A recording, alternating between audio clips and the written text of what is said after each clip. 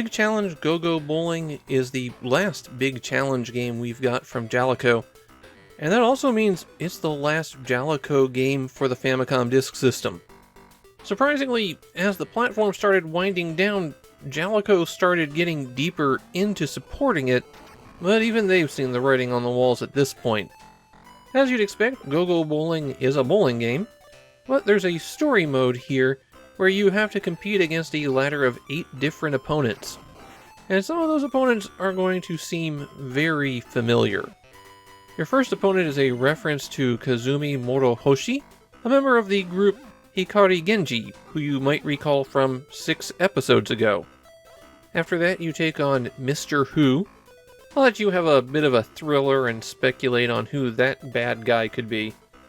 And the third opponent is John Benson, who's a reference to Ben Johnson, an Olympic sprinter who in the 1988 Olympics had a qualifying run that was a world record, and then was stripped of all of his titles for doping. The rest of the opponents are similar references, but I can't show them off because this is where I got stuck. The thing is, GOGO Bowling is super difficult if you don't have the correct controller.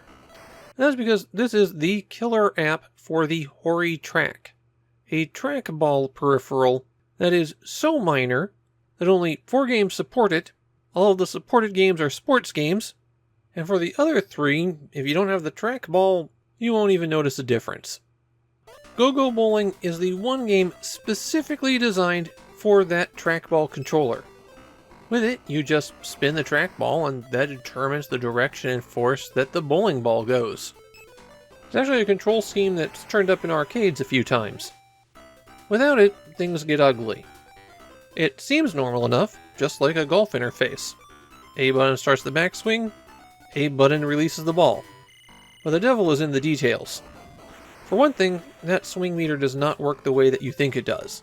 It starts in the middle, goes down through the white portion, which represents the force, and then continues swinging up through the white portion to the blue portion, which determines how straight the ball will go. There's a little arrow on the left-hand side that represents the optimal release point, where it'll go straight, and if you release it too early, then the ball goes to the right, and if you release it too late, the ball goes to the left. This swing meter moves fast. Really fast. And there's really only 2 or 3 valid ticks on the bar for your button pushes. If you're not within 3 ticks of the bottom, then the ball is going to be slow and pokey. If you're not within 1 tick of the arrow, then the ball is going to veer so widely off course that you probably have a gutter ball.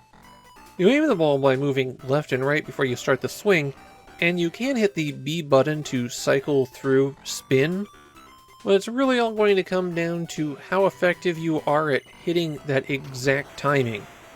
The championship bowler you face at the end of the game typically bowls about 240, and John Benson, where I got stuck, bowls about 150. There's also additional rules, like how you have to win 2 matches against Mr. Woo, and he only bowls 6 frames.